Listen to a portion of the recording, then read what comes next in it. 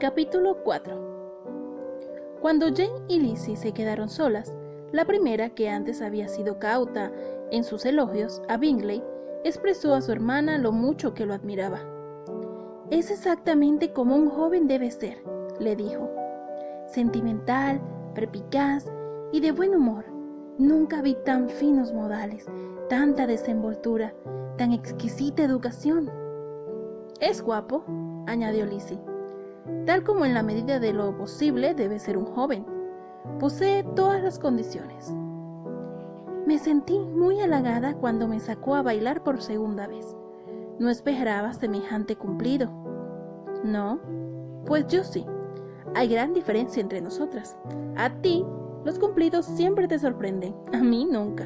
Era lógico que te sacase de nuevo a bailar. No podía evitar el ver que eras 5 veces más guapa que todas las mujeres que estaban en el salón. No le agradezcas esa galantería. Reconozco que es muy agradable y te autorizo a que te guste. No sería el primer estúpido de quien te quedas prendada. Lizzie, bien sabes que eres muy dada a que te gusten todos. Nunca ves defectos en ninguno. Para ti, todo el mundo es bueno y agradable. Nunca te he oído hablar mal de un ser humano. No me gusta censurar a nadie, pero créeme, siempre digo lo que pienso. Sé que lo haces y lo considero admirable. Poseer tan buen sentido y ser tan modestamente ciega para las locuras y las faltas de sentido de los demás. La afectación de candor es de las cosas más corrientes que existen. Pero ser cándida sin ostentación ni propósito, fijarse en lo bueno de cada cual y aún mejorarlo y no decir nada de lo malo, es una característica que solo tú posees. ¿Y te gustan también las hermanas de ese muchacho? Sus modales distan mucho de ser como los de él. Al principio así lo parece, pero cuando hablas con ellas compruebas que son muy agradables. La soltera va a vivir con su hermano y a cuidar de la casa y, o mucho me equivoco, tendremos en ella a una encantadora vecina. Lizzie escuchaba en silencio, pero no parecía convencida. La conducta de aquellas muchachas en la reunión no había sido particularmente agradable, y puesto que su temperamento era menos flexible que el de su hermana, y su juicio sobre las personas más severo, se encontraba poco dispuesta a la aprobación.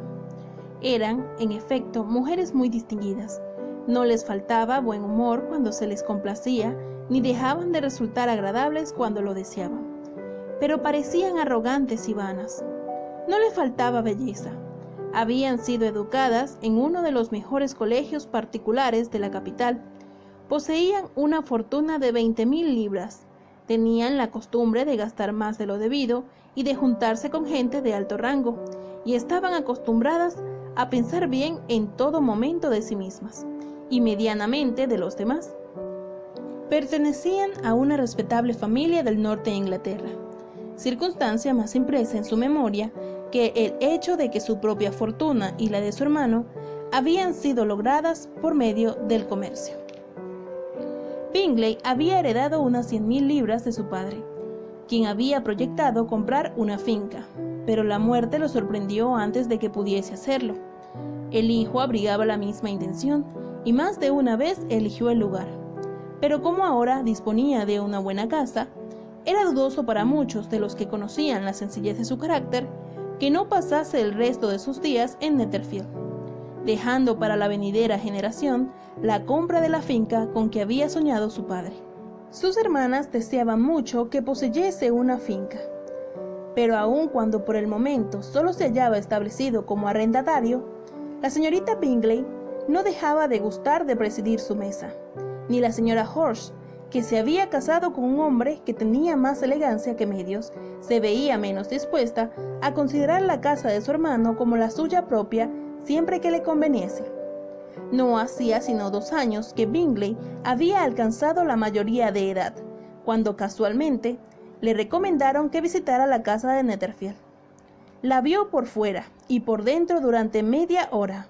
Encontró agradable la situación y las principales habitaciones. Se dio por satisfecho y de inmediato se puso de acuerdo con el propietario para alquilarla. A pesar de que él y Darcy eran de carácter muy distinto, los unía una firme amistad. Darcy admiraba a Bingley debido a su franqueza, su sencillez y su temperamento tranquilo, aunque se sentía muy satisfecho del suyo propio. Bingley, a su vez, confiaba en Darcy y siempre tenía en cuenta sus opiniones. En cuanto a inteligencia, Darcy era superior. No le faltaba de ningún modo a Bingley, pero Darcy era más hábil. Era además arrogante, reservado y desdeñoso, y a pesar de la educación que había recibido, sus modales no resultaban agradables. En este aspecto su amigo lo aventajaba notablemente. Bingley inspiraba confianza allí donde se encontrara. Darcy ofendía constantemente con sus extrañas maneras de ser. La opinión que mereció a ambos la fiesta de Merrington fue bastante característica. Bingley jamás se había reunido con gente más agradable ni con muchachas más bonitas.